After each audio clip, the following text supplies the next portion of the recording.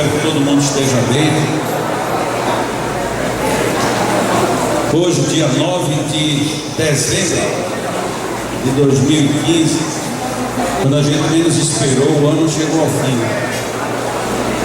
Que tal a gente se lembrar aí nos primeiros dias do ano: este ano eu vou fazer, vou acontecer, vou isso, vou aquilo. E de repente já estamos no mês de dezembro de novo. Hora de refletir e ajustar compromissos. Se a gente trocar a palavra promessa por compromisso, parece que fica mais eficiente. Nós temos feito muitas promessas, mas os compromissos, esses a gente tem deixado meio de lado. Compromissos com a mesa, com a cama, com os amigos, com os não tão amigos. Temos tantos compromissos, aí a gente começa a dizer promessas e as promessas vão ficando difíceis, porque promessa parece que é aquela coisa que está no ar, enquanto que o compromisso está dentro da gente. Aqui no Evangelho, capítulo 13, item 10, começa com uma pergunta: meus amigos, já ouvi muitos de vós a se perguntarem: como poderei fazer a caridade se muitas vezes não possuo nem mesmo o necessário? E a resposta, ou o comentário: a caridade, meus amigos, se faz de muitas maneiras. Podeis fazê-las por pensamentos, por palavras e por ações. Por pensamentos, orando pelos pobres abandonados, que morreram sem sequer terem visto a luz. Uma prece feita de coração os alivia. Por palavras, dirigindo aos vossos companheiros de todos os dias alguns bons conselhos. Dizei aos que o desespero, as privações azedaram o ânimo e levaram a blasfemar o nome do Altíssimo. Eu era como vós, sofria, era infeliz, mas acreditei no Espiritismo e vede, agora sou feliz. Aos velhos que vos disseram: é inútil, estou no fim da minha jornada, morrerei como vivi, dizei: a justiça de Deus é a mesma para todos nós, lembrai-vos, portanto, dos trabalhadores da última hora. Às crianças já viciadas pelas más companhias e que vão pelo mundo prestes a sucumbir às más tentações, dizei: Deus vos vê, meus caros pequenos. E não temais lhes repetir essas brandas palavras. Eles acabarão por lhes germinar nas inteligências infantis, e em vossos pequenos vagabundos fareis deles homens. Isso também é caridade. E o comentário continua.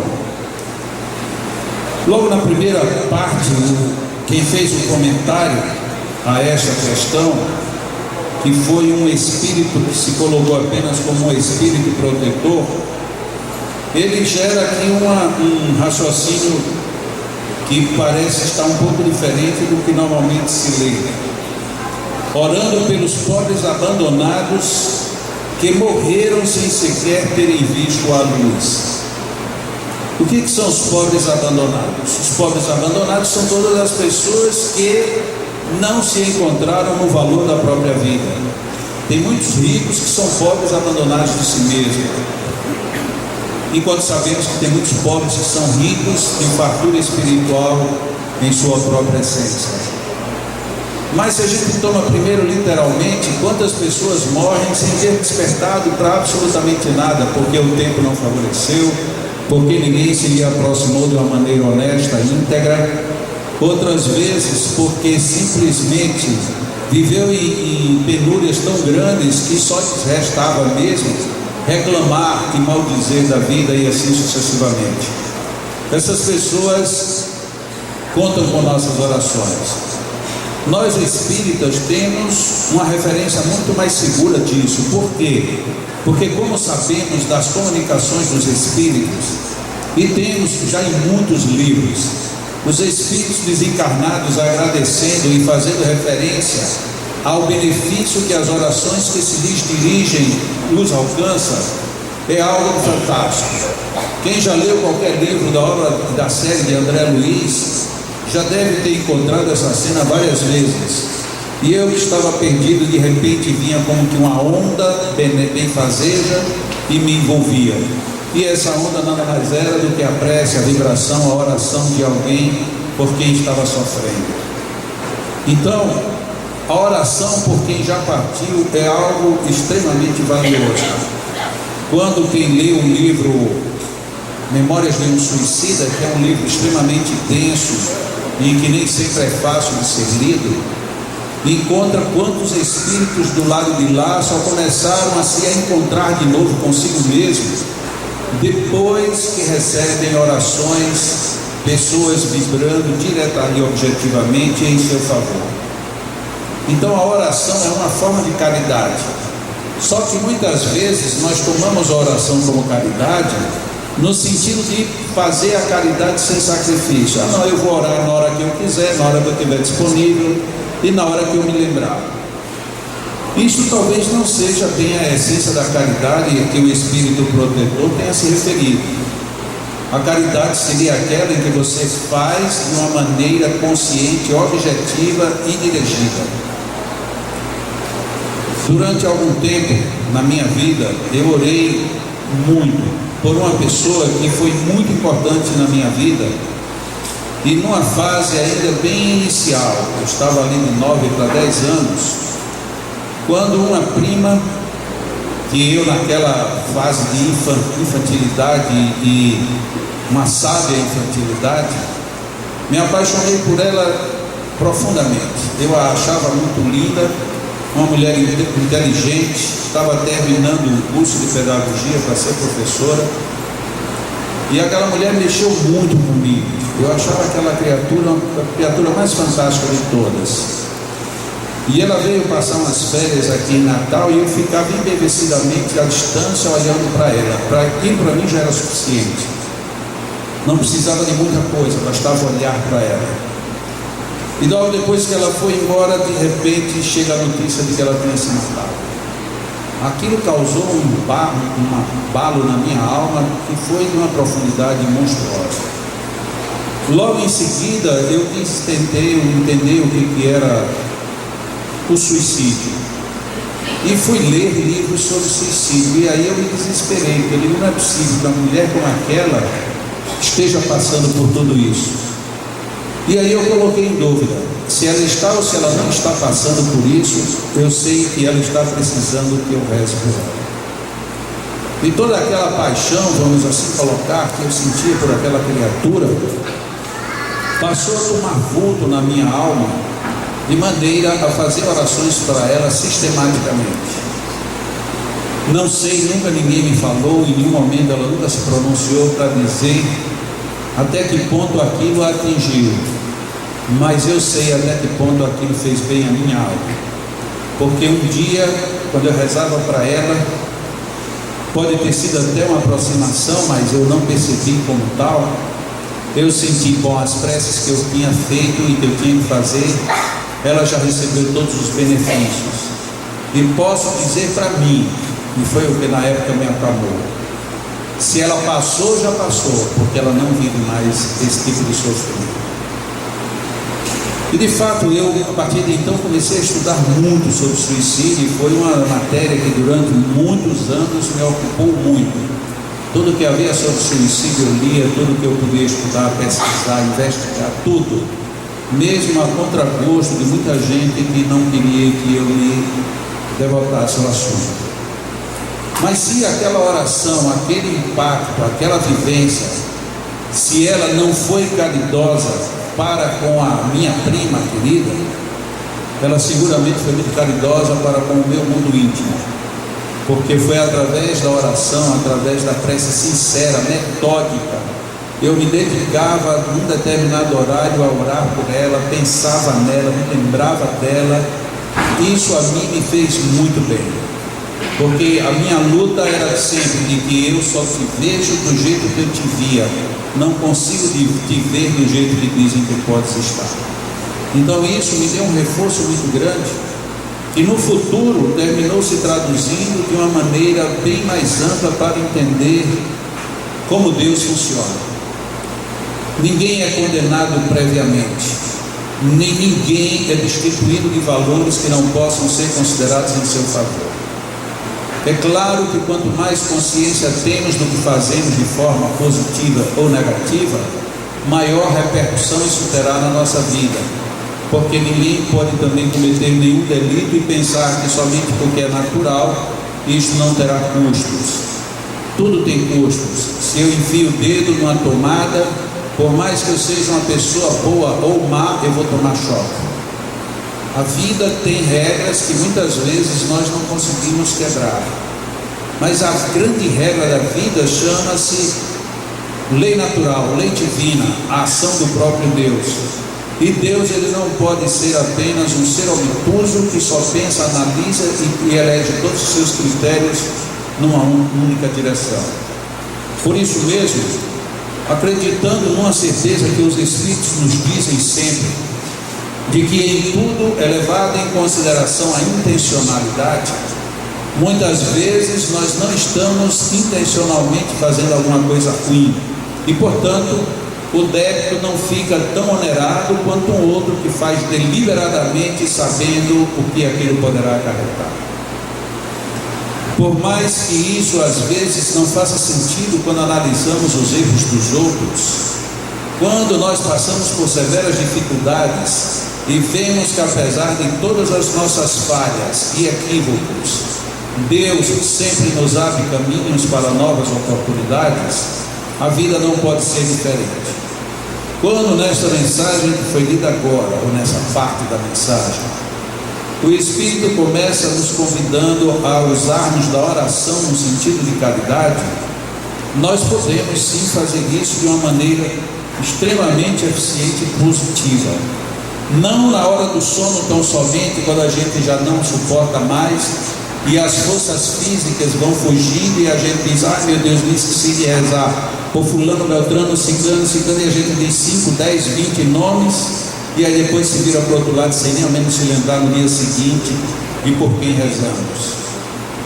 Hoje, apesar de que seja um movimento muito positivo, há muitos convites para que a gente ore em favor dos governos, em favor dos povos, em favor da paz mundial. Isto é ótimo, principalmente se a gente fizer alguma coisa a favor. Nossa questão da oração, o nosso lidar com a oração de uma maneira muito frágil, é baseado no fato de que nós emitimos sons e não necessariamente vibramos e nos unimos àquelas vibrações. É aí onde falta toda a força da nossa caridade na oração, porque na hora que eu oro por alguém, me direciono a ela, sintonizo-me com ela e estabeleço uma relação, ali há de fato uma doação, há uma entrega, há uma integração entre quem ora e quem recebe aquela sinalização. Fazer a caridade através da oração é algo que a gente pode desenvolver, porque aí ninguém mais pode dizer eu não tenho condições de fazer a caridade. Mas tem uma outra caridade que também é bem simples e que muitas vezes nos falta no nosso cotidiano. É a caridade do sorriso, do abraço, do cumprimento, a caridade do simplesmente, às vezes, só ouvir, outras vezes apenas pontuar, na maioria das vezes evitar dizer, se eu fosse você. Se eu fosse você é muito difícil de acontecer. O que pode acontecer é o que eu posso fazer para te ajudar. Aí a gente começa a participar da ação. Se eu fosse você, faria isso, sim, mas nem você sou eu, nem eu sou você. Então isso não pode. Vamos para uma coisa diferente. O que nós podemos fazer? Como nós devemos agir? Onde eu posso de fato colocar meu apoio a você?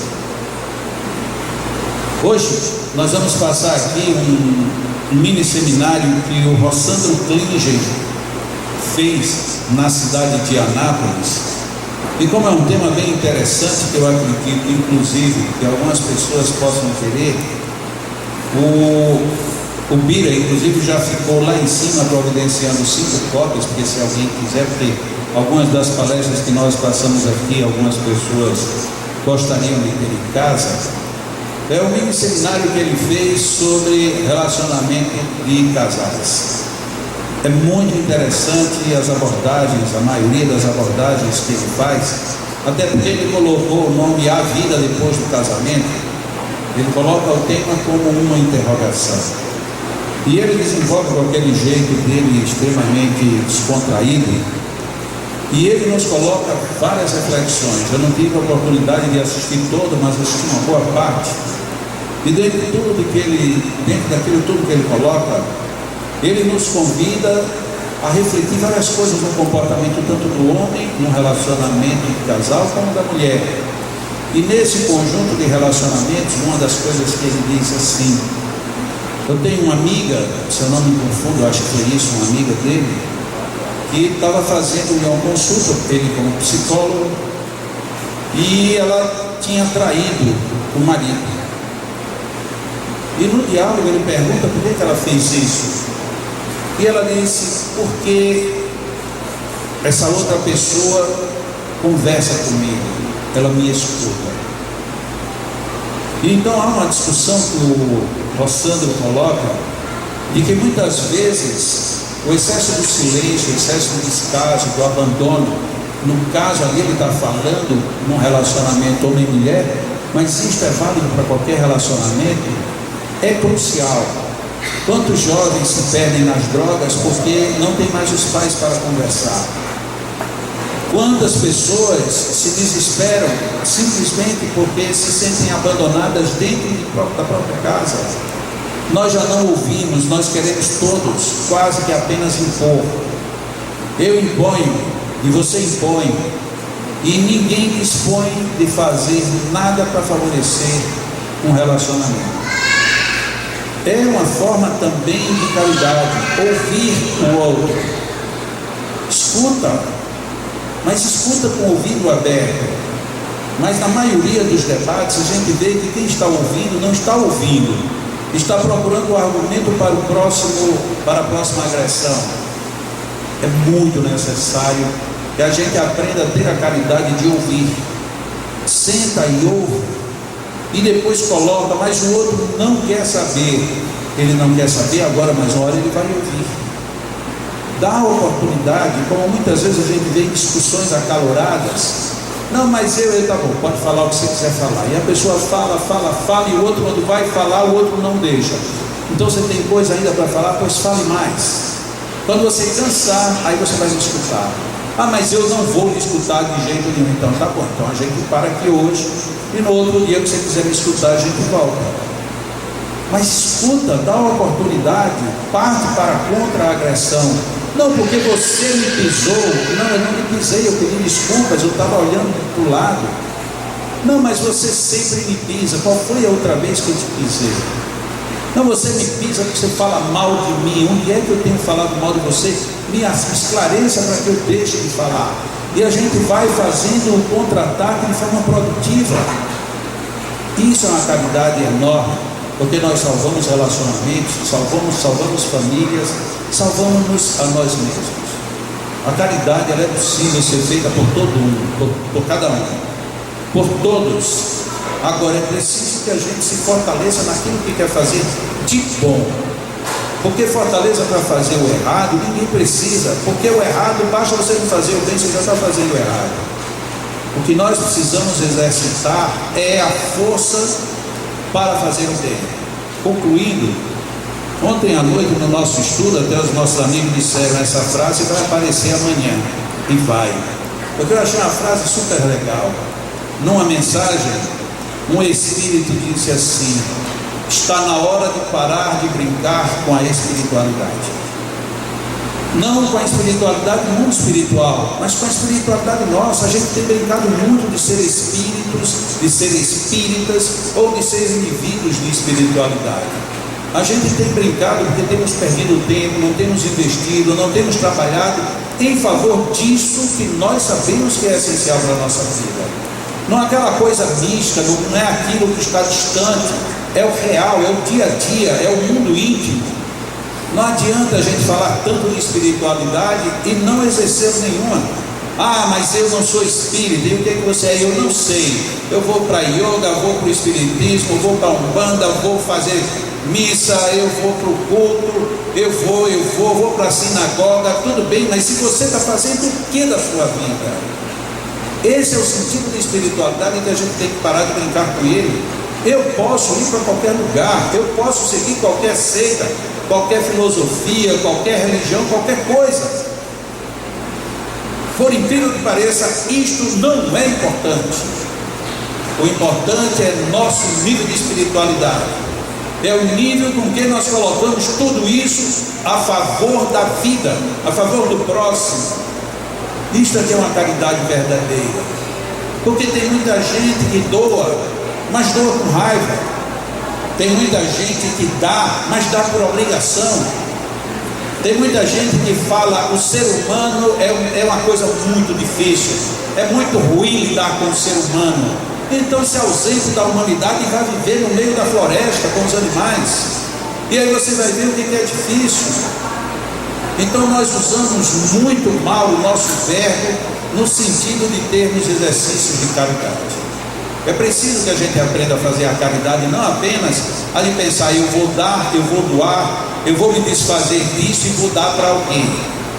Doe-se, doemos-nos, é a melhor maneira de fazermos a caridade.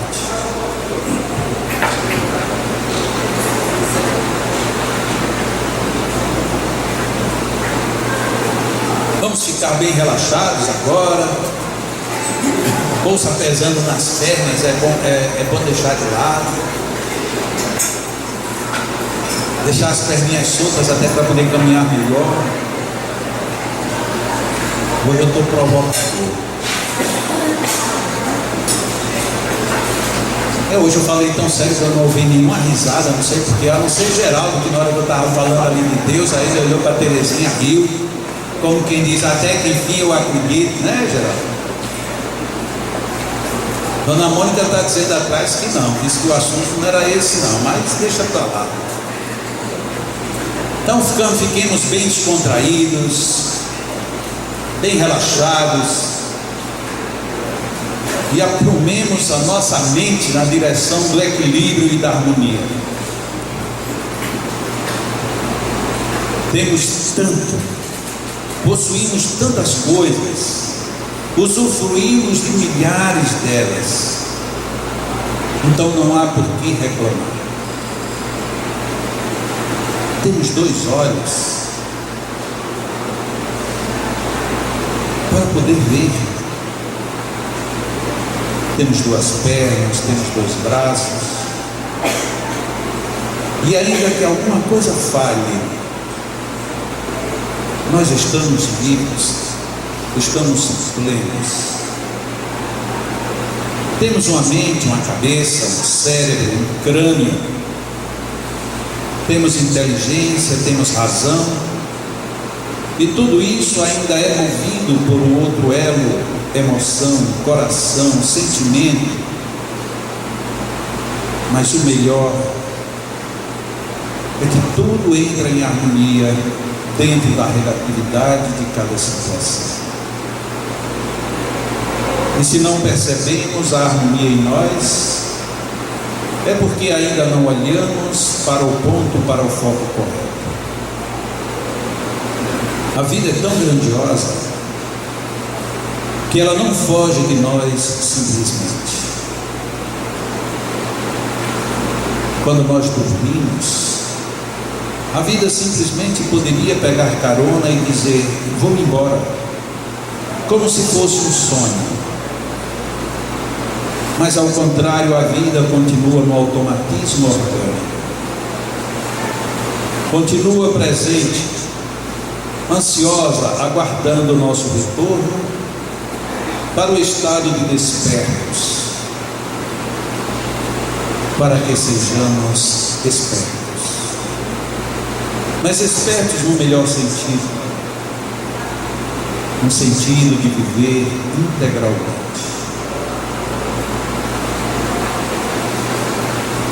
A palavra da moda é foco.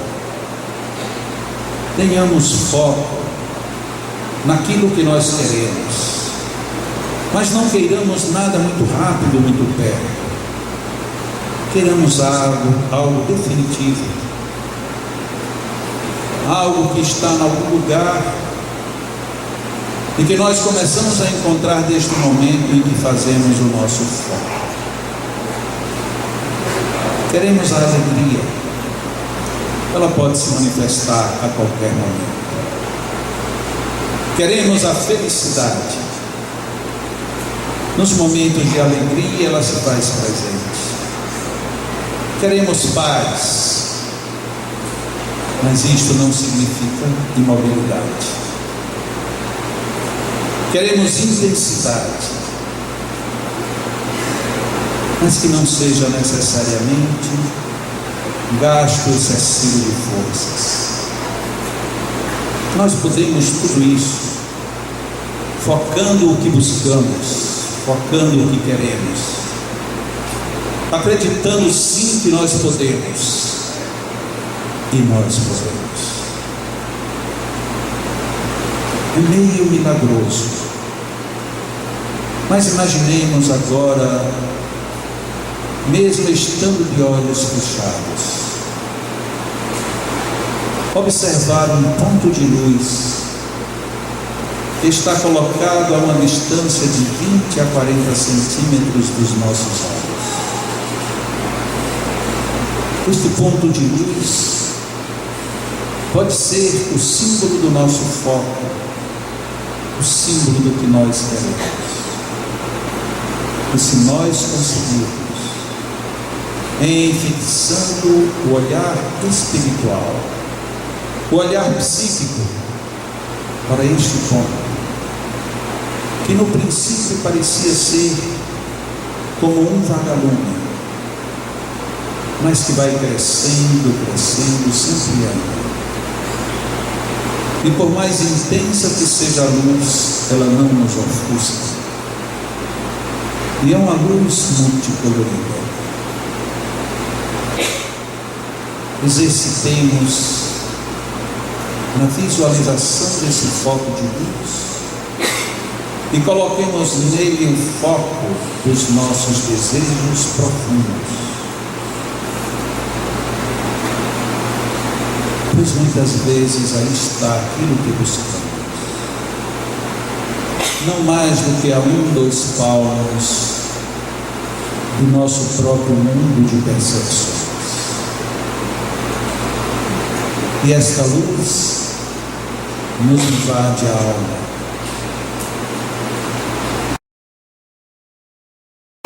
E para todos os que conseguirmos,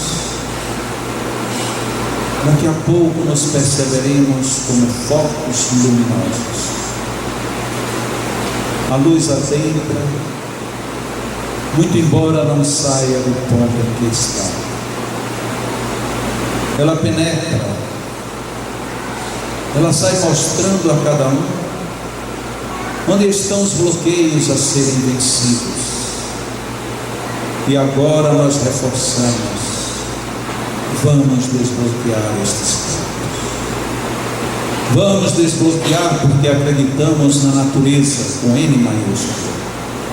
Porque acreditamos no poder divino com D maiúsculo. Porque sabemos que a vida com V maiúsculo aqui está para nos dar as respostas. E a luz se amplia. E neste momento os nossos magnetizadores nos favorecem com seus fluidos, com suas energias.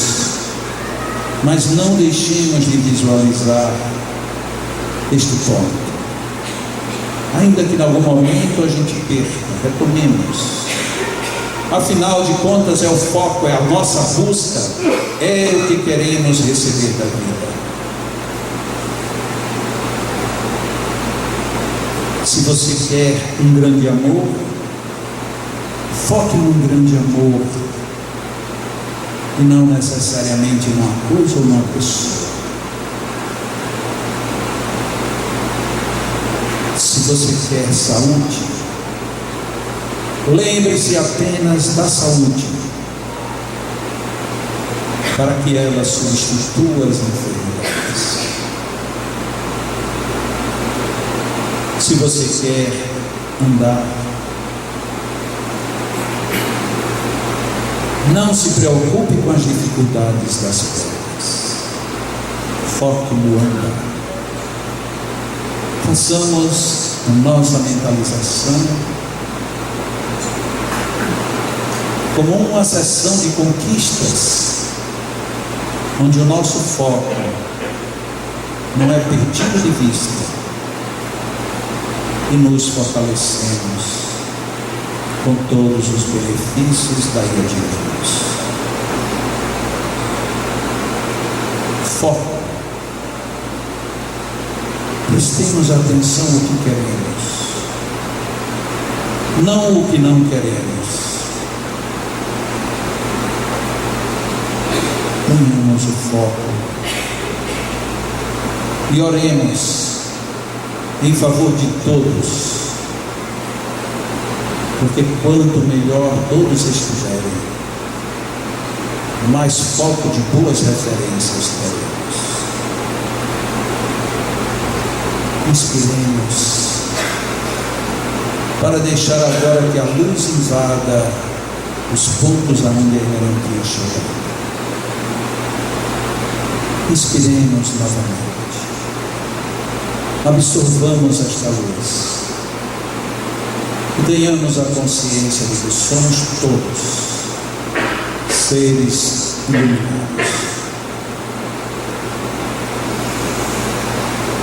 Nossos magnetizadores vão providenciar nossas águas, que serão águas igualmente iluminadas, pelo que devemos fazer uso com equilíbrio e harmonia. Continuemos mantendo este padrão de reflexão, de foco e de oração, confiantes em que todo o bem está ao nosso alcance.